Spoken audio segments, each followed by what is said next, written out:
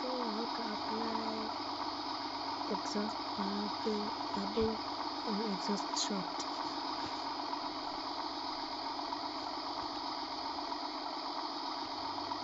We go to car upgrade and trim other